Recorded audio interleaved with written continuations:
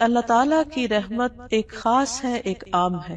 اس کی عام رحمت سب کے لیے ہے، تمام انسانوں کے لیے، تمام حیوانوں کے لیے، تمام مخلوقات کے لیے. لیکن اس کی خاص رحمت صرف ان کے لیے ہے جو اس پر ایمان لاتے ہیں، جو اس کے اطاعت گزار ہیں، اس کے فرما بردار ہیں.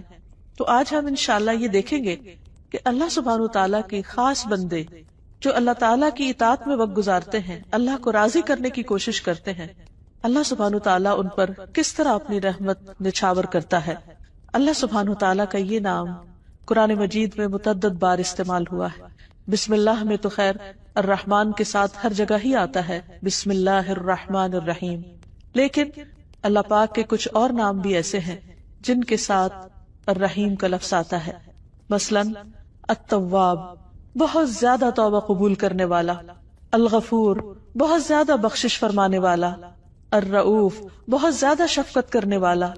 الودود، بہت زیادہ محبت کرنے والا. اور العزیز، بہت زبردست، غالب. تو اللہ سبحانہ تعالیٰ اپنے بندوں کے لیے اور خصوصاً ان بندوں کے لیے جو مومن ہیں، جو اللہ تعالیٰ کے اطاعت گزار ہیں، ان کے ساتھ خصوصی رحمت فرماتا ہے. سنت میں بھی نبی صلی اللہ علیہ وسلم نے اللہ سبحانہ تعالیٰ کے اس نام کا ذکر فرمایا ہے. حضرت ابو بکر کہتے ہیں کہ میں نے رسول اللہ صلی اللہ علیہ وسلم سے کہا، مجھے کوئی ایسی دعا سکھا دیجئے جو میں ہر نماز میں مانگا کروں.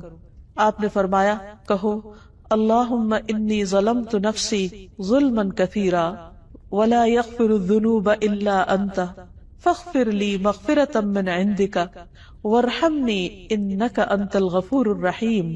اے اللہ، میں نے اپنی جان پر بڑا ظلم کیا ہے اور تیرے علاوہ کوئی بھی گناہوں کو معاف نہیں کر سکتا، اس لیے خاص اپنے فضل سے میرے گناہوں کو معاف فرما دے اور مجھ پر رحم فرما. بے شک تو بڑا بخشنے والا، بہت زیادہ رحم کرنے والا ہے. ابن عمر کہتے ہیں کہ ہم آپ صلی اللہ علیہ وسلم کی صرف ایک مجلس میں 100 بار یہ دعا شمار کیا کرتے تھے جو آپ پڑھا کرتے تھے، رب اغفر لی وتب علی انک انت التواب الرحیم. اے میرے رب، تو مجھے بخش دے اور مجھ پر مہربانی فرما، بے شک تو بہت زیادہ توبہ قبول کرنے والا، بار بار رحم فرمانے والا ہے. پھر اسی طرح اللہ سبحانہ تعالیٰ اہل ایمان کے ساتھ اپنی یہ رحمت اور شفقت اور مہربانی صرف آخرت میں ہی نہیں کرے گا، بلکہ دنیا میں بھی اس کی رحمت اور شفقت اپنے بندوں پر نظر آتی ہے. بہت سے جگہوں پر ہم دیکھتے ہیں کہ اللہ سبحانہ تعالیٰ کا یہ وعدہ ہے کہ اگر تم اللہ کی اطاعت کرو گے، تقوی اختیار کرو گے، تو اللہ تعالیٰ تم پر اپنی رحمت فرمائے گا. سورۃ الحدید میں اللہ تعالیٰ فرماتے ہیں، یا ایھا الذین آمنوا اتقوا اللہ، اے لوگو جو ایمان لائے ہو اللہ سے ڈرو. وآمنوا برسولہ، اور اس کے رسول پر ایمان لے آؤ. یؤتکم کفلین من رحمتہ، وہ اپنی رحمت سے دوہرا حصہ تمہیں دے گا. یعنی تم اگر اللہ کا تقوی اختیار کرو گے اور رسول پر ایمان رکھو گے تو دگنی رحمت پاؤ گے. وَيَجْعَلْ لَكُمْ نُورًا تَمْشُونَ بِهِ، اور تمہیں ایسا نور عطا فرمائے گا جس کے ذریعے تم چلتے رہو گے. وَيَغْفِرْ لَكُمْ، اور تمہارے گناہوں کو بخش دے گا. وَاللَّهُ غَفُورٌ الرحیم، اور اللہ تعالیٰ بخشش فرمانے والا، مہربان ہے. نوح علیہ السلام اور ایمان والوں کے لیے اللہ سبحانہ تعالیٰ نے کس طرح اپنی یہ رحمت ظاہر فرمائی. جو لوگ ان کے ساتھ کشتی پر سوار تھے ان کے لیے کہا گیا، وَقَالَ ارْكَبُوا فِيهَا بِسْمِ اللَّهِ مَجْرَاهَا وَمُرْسَاهَا إِنَّ رَبِّي لَغَفُورٌ رَحِيمٌ، اور اس نے کہا کہ اس میں سوار ہو جاؤ، اللہ کے نام کے ساتھ ہے اس کا چلنا اور اس کا ٹھہرنا، بے شک میرا رب یقیناً بے حد بخشنے والا اور نہایت رحم کرنے والا ہے. یعنی اس کی یہ رحمت کن پر ہوئی؟ ان پر جو ایمان لا کر نوح علیہ السلام کے ساتھ اس کشتی میں سوار ہو گئے. اگرچہ ہر طرف پانی ہی پانی تھا اور کشتی ہچکولے کھا رہی تھی، لیکن نوح علیہ السلام نے ان کو اشور کرایا کہ اللہ سبحانہ تعالیٰ بہت مہربان ہے جس نے تمہیں اس عذاب سے نجات دی ہے، وہ آئندہ بھی تم پر اپنی رحمت فرمائے گا. پھر اسی طرح اہل جنت کے لیے اللہ سبحانہ تعالیٰ فرماتے ہیں، لہم فیہا فاکہۃ ولہم ما یدعون سلام قولا من رب الرحیم. ان کے لیے اس جنت میں بہت پھل ہیں اور ان کے لیے اس میں وہ سب کچھ ہے جو وہ طلب کریں گے، یعنی جو بھی ان کی ساری خواہشات ہیں وہ وہاں پر پوری کر دی جائیں گی. سلام اس رب کی طرف سے کہا جائے گا جو غفور الرحیم ہے. تو اس سے بھی یہ پتہ چلتا ہے کہ جنت جو اللہ تعالیٰ کی رحمت ہے وہ ان لوگوں کے لیے خاص ہے جو اس پر ایمان رکھتے ہیں. دنیا میں بھی اللہ سبحانہ تعالیٰ نے جو احکامات ہمیں دیے ہیں بعض اوقات ہمیں بظاہر مشکل نظر آتے ہیں، لیکن وہ بھی دراصل اللہ سبحانہ تعالیٰ کی رحمت ہی کا نتیجہ ہے۔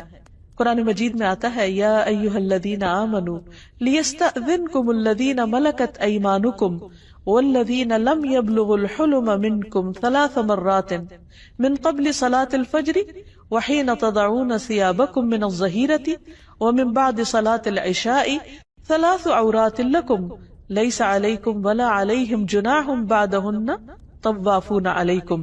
اے ایمان والو، چاہیے کہ تمہارے لونڈی غلام اور تمہارے نابالغ بچے 3 اوقات میں تم سے اجازت لیں، نماز فجر سے پہلے اور دوپہر کو جب تم اپنے کپڑے اتارتے ہو یعنی آرام کے لیے، قیلولہ کے لیے، اور نماز عشاء کے بعد۔ یہ 3 اوقات تمہارے پردے کے ہیں، ان کے علاوہ تم پر اور ان پر کوئی حرج نہیں، یہ تمہارے پاس آنے جانے والے ہیں۔ یہ گھریلو زندگی کے اندر کے احکامات ہیں جو اللہ سبحانہ تعالیٰ نے دیے ہیں۔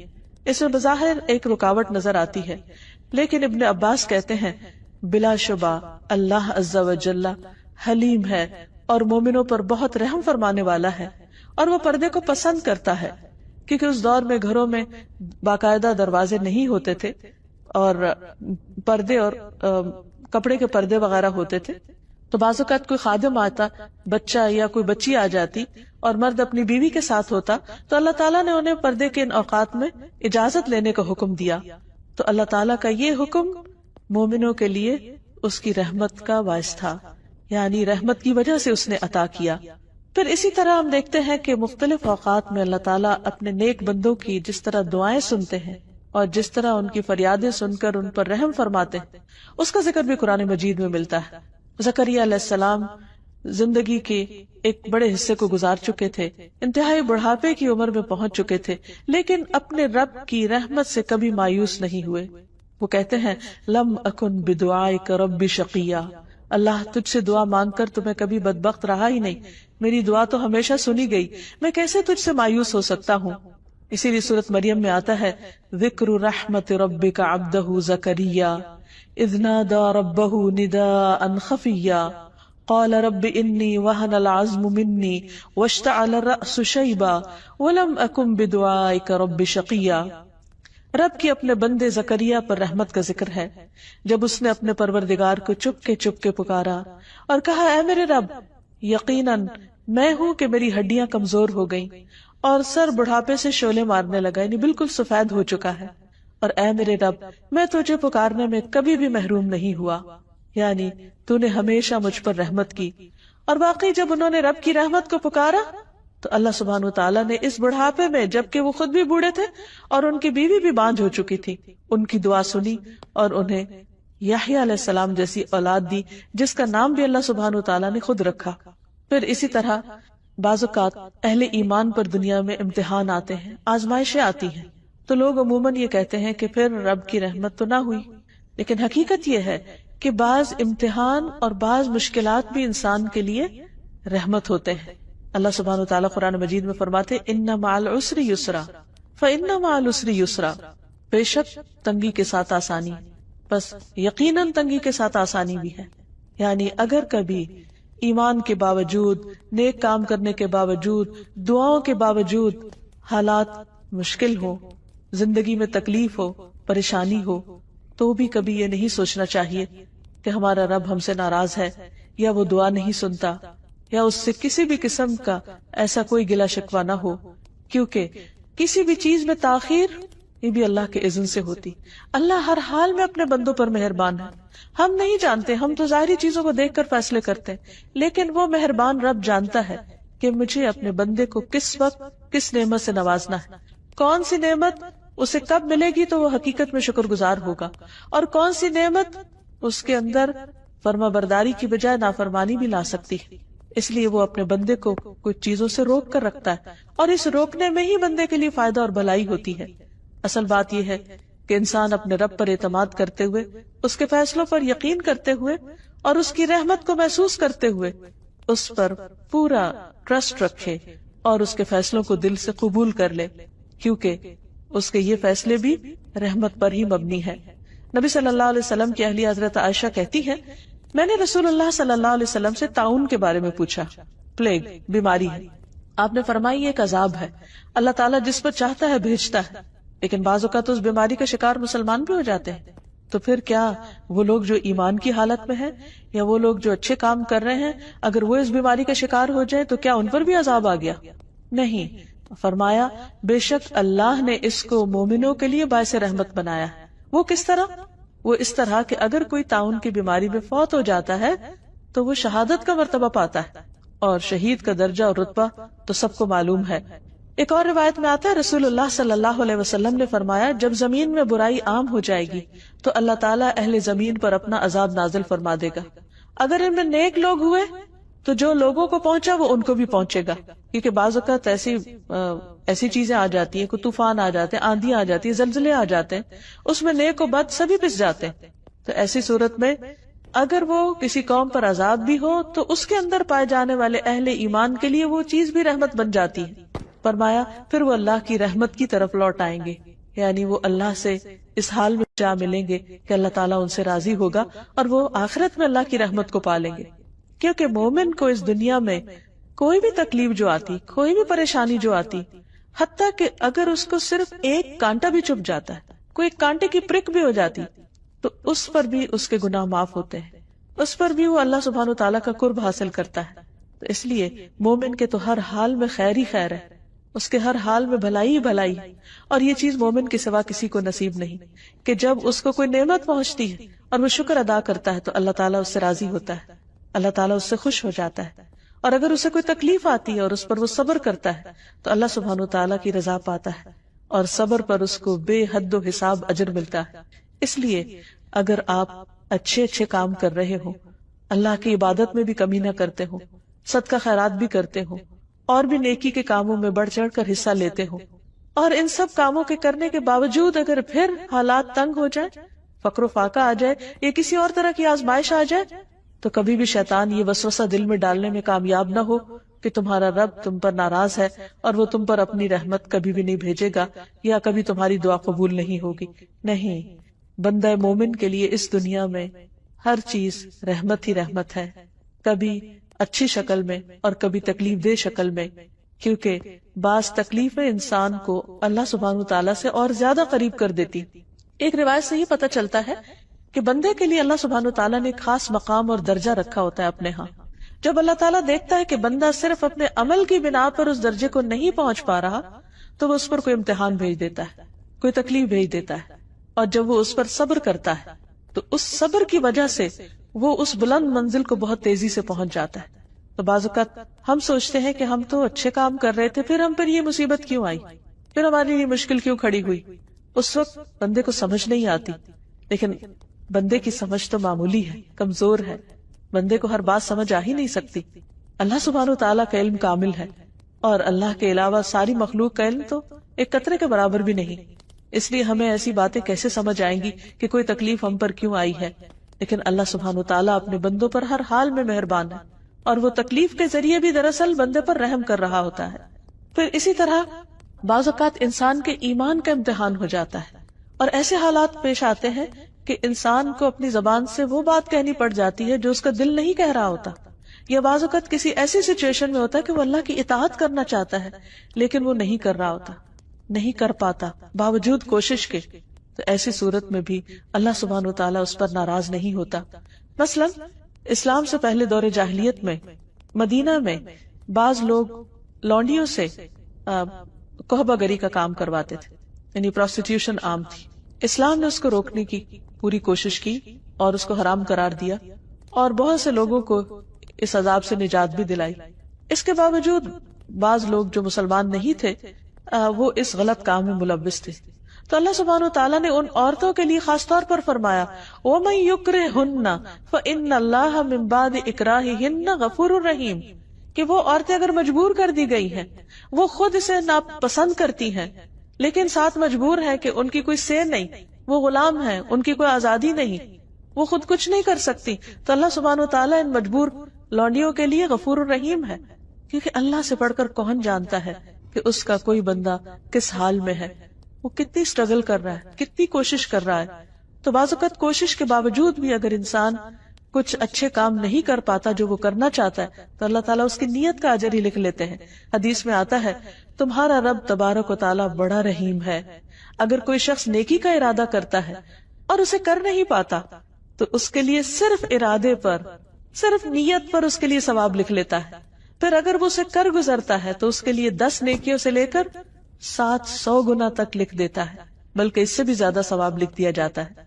اور اگر کوئی شخص گناہ کا ارادہ کرتا ہے اور پھر اس کو کرتا نہیں ہے تو اس نہ کرنے پر بھی اس کے لیے نیکی کا ثواب لکھ دیا جاتا ہے، حالانکہ اس کا ارادہ تھا برا کرنے کا لیکن اس نے کیا نہیں.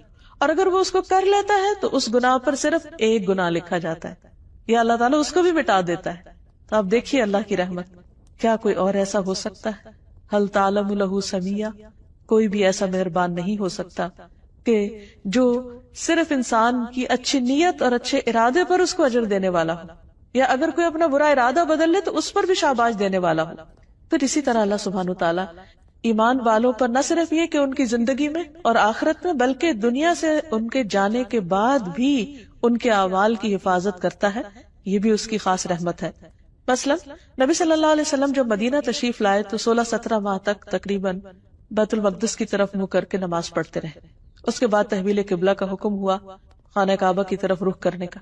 تو ایسے میں وہ لوگ جو اس دوران فوت ہو گئے تھے اور انہوں نے پہلے قبلے کو یعنی قبلہ اول کو ہی اپنا قبلہ بنا رکھا تھا، تو ان کے دل میں یہ خیال پیدا ہوا باقی لوگوں کے کہ کہیں ان کی نمازیں ضائع تو نہیں ہو گئی. تو اس پر اللہ سبحانہ تعالیٰ نے فرمایا کہ اللہ ایسا نہیں کہ تمہارے ایمان ضائع کر دے، بے شک اللہ اپنے بندوں پر بڑی شفقت کرنے والا اور بڑا رحیم ہے. وہ تو بندے کا دل دیکھتا ہے کہ اس کے اندر کیا شوق ہے، کیا ارادہ ہے، وہ خود کیا کرنا چاہتا ہے. تو اگر ایک بندہ خود نیکی کا ارادہ کرتا ہے اور اچھی نیت کے ساتھ کوئی اچھا کام کرتا ہے لیکن اس کی سمجھ میں بات درست نہیں ہوتی وہ، تو بھی اللہ تعالیٰ اس پر اس کو اجر دے دیتا ہے. پھر ایمان والوں کی اولاد پر اللہ تعالیٰ رحمت کرتا ہے. سورۃ کہف میں ایک بہت خوبصورت واقعہ ملتا ہے جس میں موسیٰ علیہ السلام خضر علیہ السلام سے ملاقات کرنے کے لیے جاتے ہیں. پھر خضر علیہ السلام ان کو کچھ سکھانے کے لیے کشتی میں سوار ہوتے ہیں اور مختلف جگہوں کا ٹور کرتے ہیں. اس دوران وہ ایک بستی میں جاتے ہیں، وہاں سے کھانا مانگتے ہیں لیکن انہیں کھانا نہیں ملتا. راستے میں وہ دیکھتے ہیں چلتے ہوئے کہ ایک دیوار گرنے لگی ہے تو وہ اس کو تعمیر کر دیتے ہیں. موسیٰ علیہ السلام بہت حیران ہوتے ہیں کہ جس بستی والوں نے آپ کو کھانا نہیں دیا آپ ان کی دیوار تعمیر کر رہے ہیں.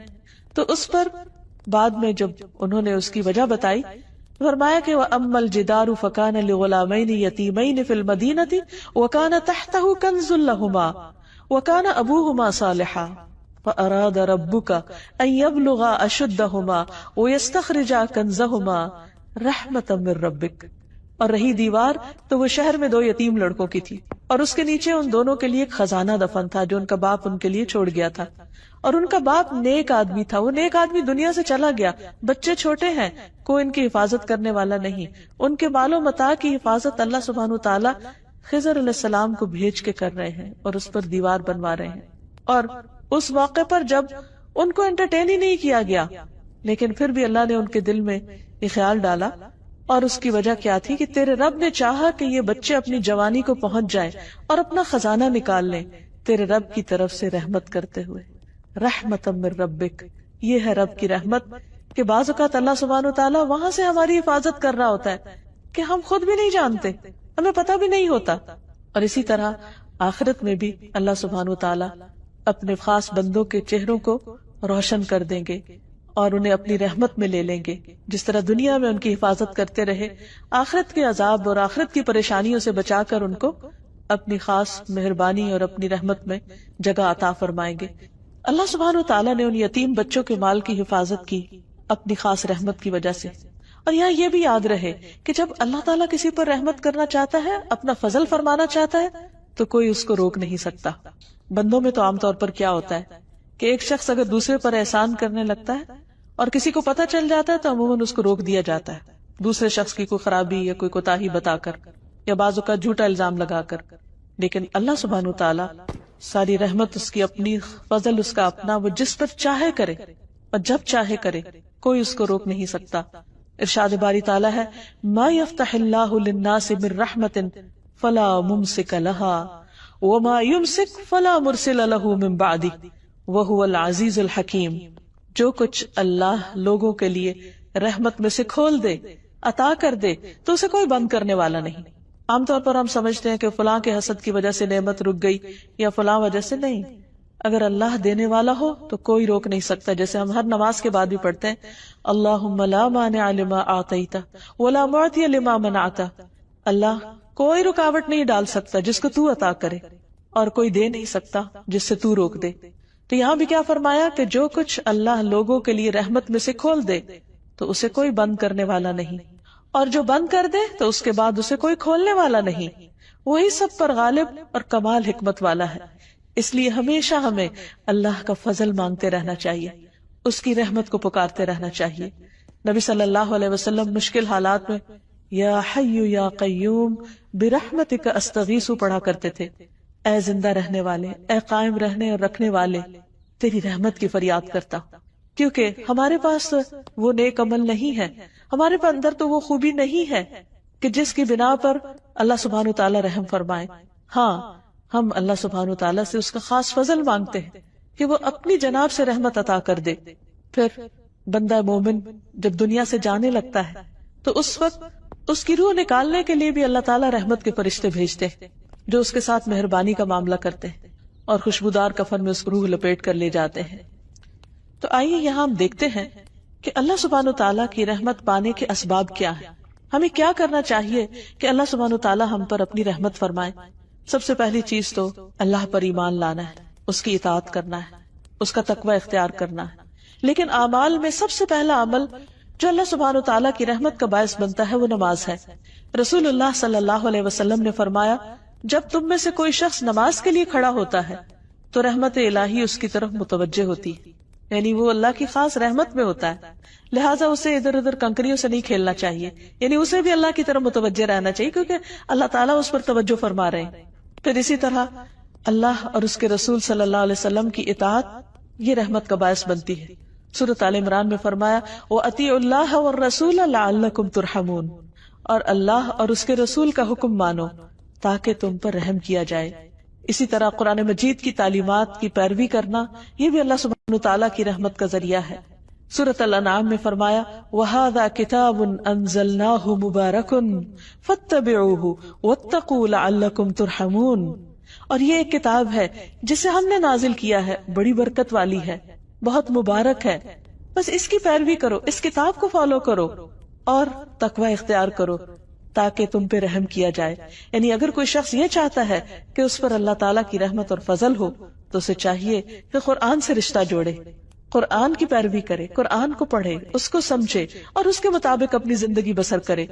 پھر اسی طرح ایک اور جگہ پر آتا ہے وَاكْتُبْ لَنَا فِي هَذِهِ الدُّنْيَا حَسَنَةً وَفِي الْآخِرَةِ إِنَّا هُدْنَا إِلَيْكَ قَالَ عَذَابِي أُصِيبُ بِهِ مَنْ أَشَاءُ وَرَحْمَتِي وَسِعَتْ كُلَّ شَيْءٍ فَسَأَكْتُبُهَا لِلَّذِينَ يَتَّقُونَ وَيُؤْتُونَ الزَّكَاةَ وَالَّذِينَ هُمْ بِآيَاتِنَا يُؤْمِنُونَ. موسیٰ علیہ السلام اور ان کے ساتھیوں نے دعا کی اور ہمارے لیے اس دنیا میں بھلائی لکھ دے، یعنی اس دنیا میں بھی ہمیں اچھا عطا کر اور آخرت میں بھی.